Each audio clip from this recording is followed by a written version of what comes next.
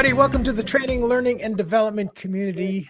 Yeah, so we've got 30 minutes. I've got so far 11 questions in our Ask a Question area, and I am very interested in hearing some of the responses. I have a couple of really good questions for you, Christie. And before we get going, let me give a shout out to some of the folks that in. Kara is here. Kara, thanks for joining us, and thanks for posting about AIDC 21 in LinkedIn. That did give the event a little push there. Kim's here. Danny, Sion, Rosina, thanks for joining us today. Sion from Spain. All right, so let me just get into this, Christie, if that's okay with you. Absolutely. So looking at your background, you started out K through 12, right? Then you became, like so many in this space, you became an instructional designer, went to corporate ID, and then from corporate ID, you went to higher ed. Mm-hmm. Now, what I've seen, a lot of folks, they go like from K through 12 to higher ed, and then they're like, I need to go to corporate ID. But you actually did the corporate ID thing first and then went to higher ed. So can you tell us a little bit more about that journey? Like, I start off like just getting into instructional design. Yeah, absolutely. So I'll have to mention that, like possibly many that I've heard from, I did not know this world existed. And so it was just by pure happenstance where a coworker's daughter was an instructional designer. I was like, what's that? And so my love was in ed tech, right? Helping other teachers. I chose to get a master's degree. And I know there's a lot of really cool posts and conversations about, do I need a master's degree? Do I need a degree? And this was a few years ago. And so it was starting to become a little more popular to do a little bit more of the certificate programs. I just wanted to get a master's. I've always wanted to kind of get one anyway. And then I wanted to paint myself as non-education, right? So I went for specifically a master's of science instead of a master's of education. So I did that on purpose. And then I kind of took a semi-educated turn, but like I met with someone that was corporate. I joined ATD Houston, and I joined their young professionals group and just asked around. And I actually didn't know anybody in higher ed instructional design. And so, I guess it was just the group that I talked to and, networked and talked. And I found a really small, awesome company that allowed me to do like all of the above. So not only did we do external training for clients, but also internal. There was 2 designers and one left when I was there. So it was a brief stint in that, but I was able to do a lot of different things. And so I was able to do the internal HR type training and management training and like compliance training for oil rigs, which was super complicated and working with SMEs that direction. And so that's where I jumped in there and doing external training for stuff. I now relocated to the state of Washington and saw this instructional designer role happen to pop up in higher ed. And it was like the mix of everything. Well, I was a teacher, so I know education, right? I was recently a student, and it was able to give me some variety. So that's where I jumped in. And it's a small town, so there really aren't that many opportunities. So that was the one that kind of just highlighted. Probably not the normal journey. I don't know. Is there a normal journey, honestly? But yeah, so honestly, it was just kind of a reaching for, I was like more and learning more and finding out what other roles did. And so this kind of gave me the best of both worlds. I get to train instructors and faculty, but I also get to, design with them. So I kind of get to do all of the above. Let me ask you this. When you went after like figuring out you wanted to be an instructional designer, and then you got into working in the corporate environment, did you like think to yourself, oh yeah, this is it. This is what I want to do? Yeah, I think that moment for me was doing it while I was still a teacher. So it was, they were getting a new learning management system. So I got to think about, okay, we've got to train all of these teachers how to use, it was Canvas, how to use Canvas. Why do they want to use it? And trying to lesson plan for adults.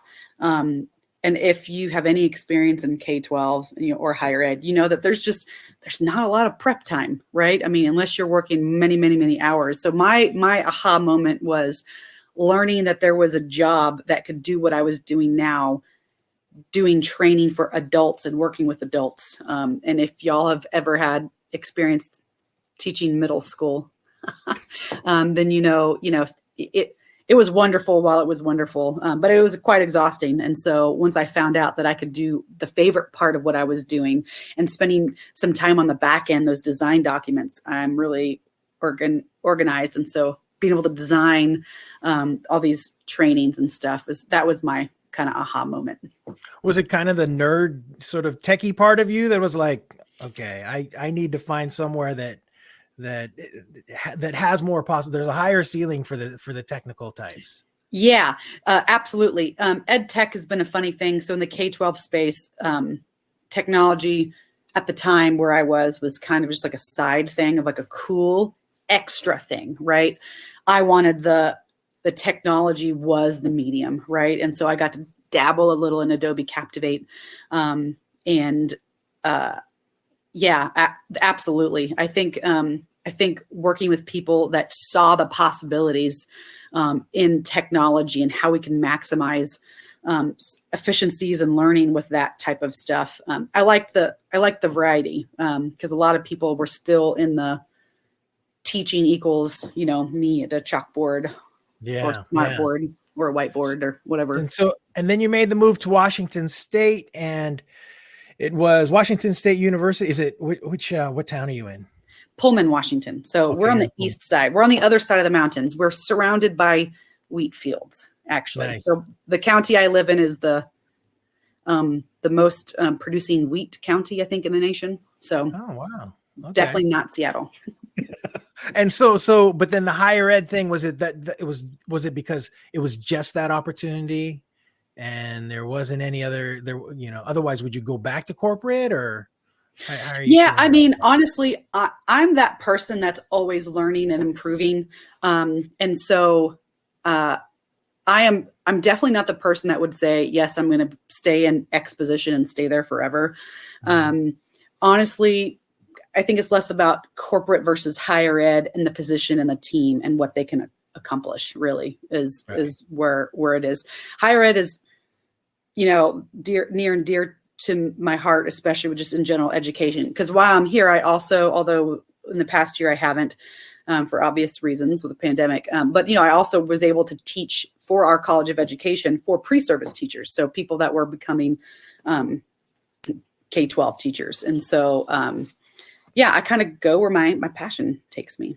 Nice. Yeah. And I like the stuff that Danny and Kim are kind of discussing here. And Kim is mentioning that normal path in L&D is whatever path you took. Yep. Exactly. Right. I call I love my team are awesome, but a lot of them are what we call accidental designers, which is, I think, almost everyone in the field, right? So old instructors, student advisors, and that kind of stuff that stumble into the field. Yeah. Wow. All right. So now that you're at Washington State University, you're working as, what was it? It was a lead instructional designer and supervisor. Yeah. It depends on working title, HR title, but I lead the instructional design team, and then do some design myself as well. Yeah. So as a higher ed ID, like what kind of projects are you working on right now? Yeah, absolutely. So right now, my life is kind of consumed by a Canvas transition. So we are moving to Canvas fully for fall 2021. So right now, I'm kind of just consumed by that. But in general, most of my team is heavy in our global campus, so our fully asynchronous courses. And so all of that is mostly transitioning from you have a face-to-face or instructor-led course. How do we get that to an asynchronous online environment? And working one-on-one with faculty, we train. One of my cool projects right now, we are redoing our Excellence in Online Teaching course. It's a self-paced course that we get to play with Articulate Rise for that one. And so, Kara, it's been great. I've asked for suggestions about making it through the LMS transition, and most people are find a hobby, sleep, wine, but nothing too useful for the actual transition itself. But yeah, so the Excellence in Online Teaching one is available for both internal and external people, but we obviously have seen a rise in the need for online teaching and best practices. So we're revamping that and relooking and using that as an internal thing of, okay, what's important? What's new in online teaching? What's not new and that should stay there, right? It's not always about the fresh new thing. So that's been quite fun. A lot of training on Canvas right now, but essentially, and I imagine this has been the same across many industries, is learning modality, which is the best for the course. And a lot more people are going into online or remote. And that's always a fun conversation is, oh, I've taught online before because in this past year okay, but what do we mean by online?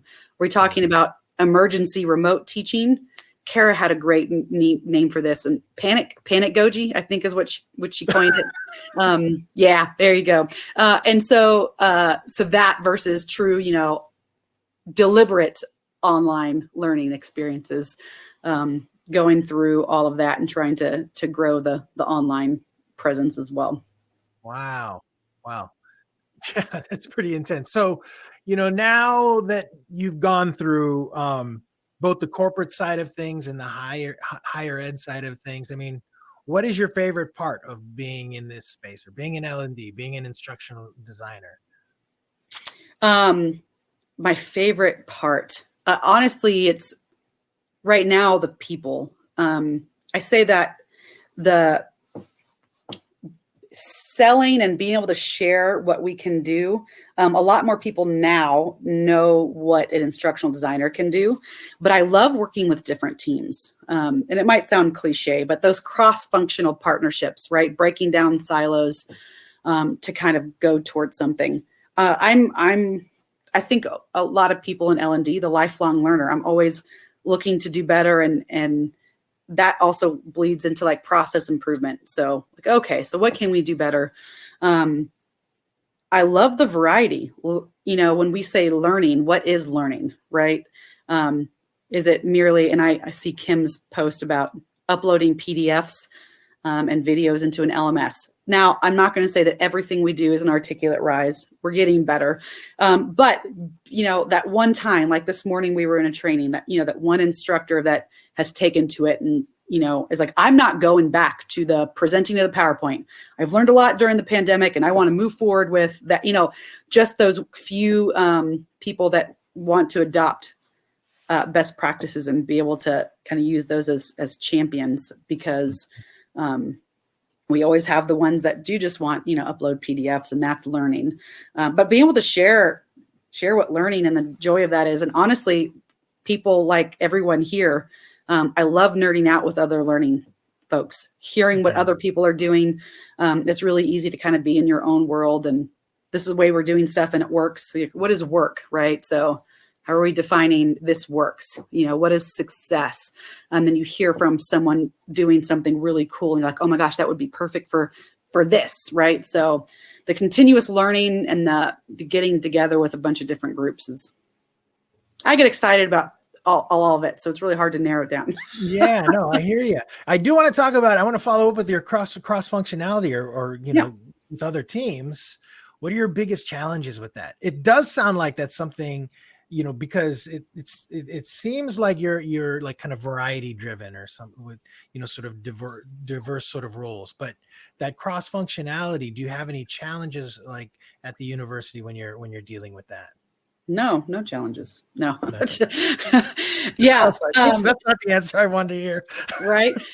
So we absolutely do, just like everyone else. Challenges will probably change a little bit, whether it's cross-functionally outside of our learning group or within it. So within it, we have, like Kim mentioned, we do have a group of people that are the doers, right? Build quiz, copy, paste, get stuff in there then there's our design team who more of the thinkers. We still do, right? But it's a lot about the conversation with instructors and selling best practices and having that conversation and getting them to like, what's your outcome, and actually having some backwards design conversations. A lot of the challenges come with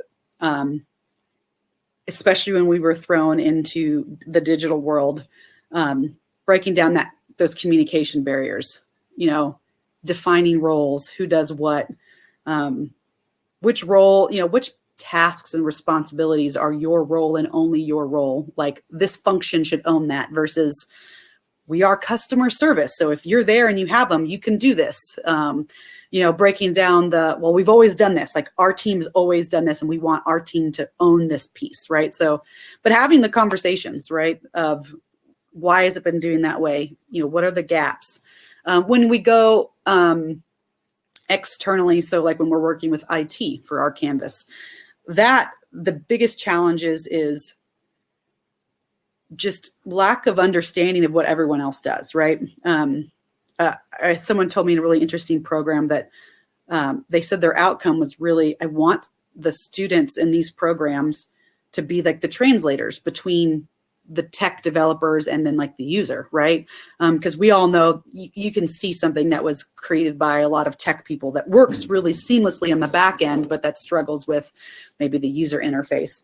And so some of the challenges there, coming to the project team as the pedagogical and learning voice.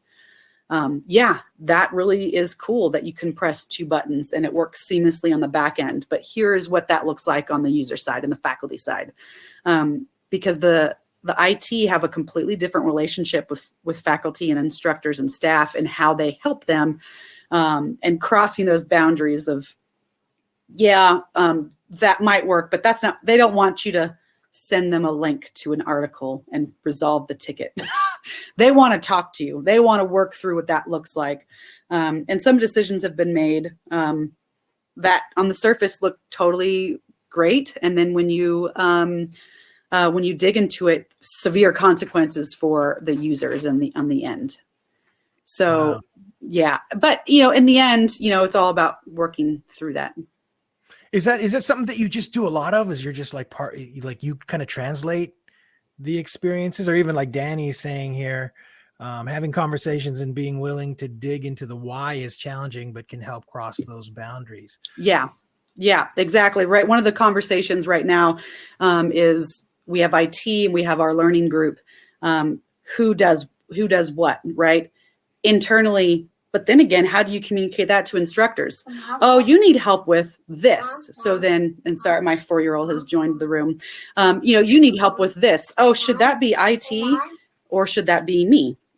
Should that be to the on this Zoom room or should it be there? And so trying to communicate, not only define who does it between us, but then also to our customers, how do they get to do that as well? So it's, the why is a big one, Danny. Sorry. No problem. I have a 7-year-old, and but luckily he's at camp right now, so otherwise he'd probably be right next to me staring at the screen. He's sad that he can't come hang out with me. So let's talk about, is there any particular training project that I'd like to hear from you, like that you might be proud of that you can share with us, something that you've done? The one that I'm most excited about is one that's not done yet. It's that Excellence in Online Teaching course. And it's one of the ones that may not be super innovative for the industry, but for the users that usually take this, it's theoretical based, right? So it's not just doing how do you do this, it's like why, right? Why is this important? What does the research say that makes learners successful? And it's one of the things that we haven't done well in the previous training is diversity and inclusion, accessibility, but we're adding a human aspect, right? So we get to play with at Articulate Rise. I say play with, but the big thing is being able to put human perspectives and stories with it. So it's not just, you need to make sure you have your headers and make sure you have alt text in your images and make sure that, right? I mean, you know how to do that, but being able to add the human stories of why it matters and how that it can impact not just people with disabilities and that use screen readers, et cetera, but all learners and the universal design for learning aspect of it. Yeah, it's just being able to insert that humanity into all of it. It just seems like, in fact, Mhm. that seems like whenever I ask that question, the passionate replies always tend to be sort of along the same lines, where people have produced a particular training that has more of an analog feel to it and is focused a lot more on emotional things, I think. Yep. So, sort of softer skill types of things. So, yeah, that's very, very cool. So how do you keep up with your professional development? What do you do? Yeah. So, well, TLDC has been super helpful. So I was obviously a recent member for that. Um, LinkedIn has been a new adventure for me. In the past, I used it a little bit, but more for job hunting versus actually engaging with others in the community, following leaders in the field. Um, I am really good at finding free webinars right now. And so being able to find what I'm interested in. So some of it is someone posting and me seeing something, ooh, that's interesting. And some of it is more deliberate, like, okay, here are the things I'm working on, or here's something that I need to be better at. And so going out to research that. We also started, so as I mentioned, I'm in Pullman. So I'm about an hour and a half south of Spokane, but like 6.5 hours east of Seattle, 7 hours Portland, and probably 7 to Boise. So we're kind of in the middle. So I haven't joined an ATD chapter because, I haven't been able to connect with, for the purpose of local, right? And we have something like TLDC where you can get people from all over. But we did start like an inland Northwest talent group. So we're trying to build so that people in like Spokane, Coeur d'Alene, and my area can get together. And so that's going to be that's been nice to talk to those people. But honestly, it's being in general, just being curious, right? I don't have like a deliberate set schedule of things I want to attend. It's either by need or just by simple curiosity. Honestly, sometimes it's too much. Like there's so many things out there and I'm excited about so many things. Sometimes it's about narrowing it down by need because everything just sounds so much fun. I am so glad you're saying that, because it's true, and it's one of the reasons why I have to stay away from LinkedIn in a lot of ways, is because then I can really lose focus if I start tracking stuff, or Yeah. like, so I have a responsibility to maintain a certain level of activity within this community, and so I just kind of try to stick with that. But I totally get it. There is just so much out there. Yeah. And especially, being curious can kind of bite you back a little bit, because if you're too curious, then all of a sudden you're involved in a bunch of different things. So I really appreciate that answer, because I don't think that I've heard that before. It's very I think that is a totally authentic, transparent sort of answer, rather than saying, oh yeah, I go to conferences and do all this other stuff to maintain your professional development. It's like it's on an as needed basis. Oh, exactly. And it depends, especially in this past year, I found that being reactive to the needs of the learners, the faculty, whoever it happens to be, what's in the now, like, what do we need? What do we need now? Right. And yeah. Yeah. Exactly. And like Kim's saying, agree 1,000%, way too much out there and it's valuable, but client work keeps us in business and my paycheck's coming. And that's really that's the reality of it. Yeah. And there's a lot of times where I'm really disappointed because it's always during work hours. Like, here's this one. I was like, I really want to do this one. I hope they have the recording. I'll be the first to admit, I am terrible at watching recordings. There are events that I'm really invested in. I really want to watch, but being able to just sit and watch a recording I don't know where my mental block is, but for some reason I'll have something on in the background and try to work and do something if it's an interesting thing during work hours. But other than that, there'll be times where I just don't watch the recording. I look at the resources that they supply. Right. If I watched all the recordings that I've saved, I'd probably be like 10 times as smart as I am now. I swear. Maybe. Cognitive overload is real. Right. It totally is. So what are some things that you wish you had known when you had started out in your career? Like, if you can go back to yourself and give yourself some advice, what would you say? To give myself advice, I think there's two main ones. The biggest one is not being too hard on myself. So in almost all of my positions, I've been more of a consultant role. Most of them, most of the function for that. So there are some that I can own myself and work with my team and create a training like our excellence in online teaching.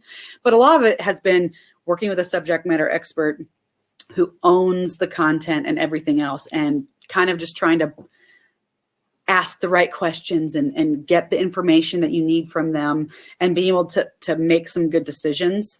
When I came in, I had that naive thinking of, we're going to have these beautiful documents and we're going to spell them out just like I did in my master's. And then for the training that I created and I owned, but knowing that when you're working with someone else who owns the content, that you're not always going to get all of the yeses and all of the perfect design, right? So not being too hard on myself for that and being able to pick my battles of what that looks like. Secondly is just knowing what was out there, right? If I had known both in terms of function, industry, roles, the word instructional designer, learning designer, learning and development, those can be just completely different depending on where you work and who you work with. Knowing what questions to ask in an interview or look on the website to see about if you're looking to jump into instructional design, not all jobs are created equal. And even the titles are confusing, right? Instructional design manager doesn't mean you're managing anything. It could just be you manage your own projects. And, so they call it instructional design manager. So just knowing the variety that's out there of different things. If I had paid more attention to all the different varieties and all the different vocabulary they used, it would have helped me narrow down like exactly that professional development that we just talked about. What do I want to learn more about? I noticed all of these jobs want X, or that type of stuff. And it does feel like it's kind of hard to find practical resources to fill people in on this stuff, Yeah. I mean, it's one of the reasons why I love doing this series, because I'm getting to hear from people that are actual practitioners and doing the work. And so, hopefully this functioning as a resource for others, especially people that are new to the industry, I'm thinking that it's valuable. So yeah, I totally agree with that. Let's talk a little bit about your passion for mentoring people. Yeah. Yeah. So, what is it that you like about mentoring? What got you into it, and describe sort of like what, your ideas for mentoring? Yeah. This is a new thing for me, kind of like a pay it forward. Knowing that the transition that I made, I have a dog too, apparently, a visiting dog. And so the not knowing that it even existed, right? And so hearing from other, in particular teachers, what they could do and like letting them know about it and just kind of seeing like, what, that's a real thing. You could do this. I love coaching my team. I love mentoring others. I think just being able to help someone find something that they're passionate about and excited about. I've seen so many people, friends and professionally, that just work themselves to the bone for a paycheck, and are really excited about something else. And it takes a lot of gumption to get out there and make the switch, right? Like, this is my passion. This is what I want to do. And, when I use the word mentor very weakly, I just like telling people about what I've done and suggestions, and be able to guide them through the insanity that is job descriptions, industry. And I'm still learning from others as well, right? I don't know it all. I haven't worked at all the big companies, but just being able to offer any kind of help. I just love watching other people succeed. What do you think your best quality as a mentor is? Honestly, honesty, probably. I don't have good poker face all the time. And so, me being overly kind when I think something would be a detriment to you, right? It's like, yeah, but the other thing is just positivity. Like, I've been a teacher. If you were a teacher, do not doubt yourself. You can do it. Don't, corporate might have fancier wording for something or just different. But in the end, you can do it. Just if you're a teacher listening, you got it. So I think that's been helping. Most of the people that I've been helping are folks that are teachers trying to break into the field. Is there any chance you could like name off like one specific challenge that teachers might have coming into this industry, or is it all mental, or what do you think? Couple of things. One, the big one for me is vocabulary.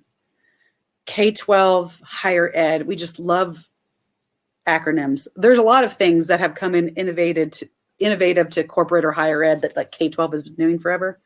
But it's about vernacular,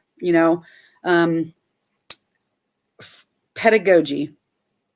Didn't really use that word in corporate. I'm not saying that they don't, right? But pedagogy is, usually regarding younger students, active learning. There's certain types of things that you would apply the knowledge and skills in a corporate environment or elsewhere.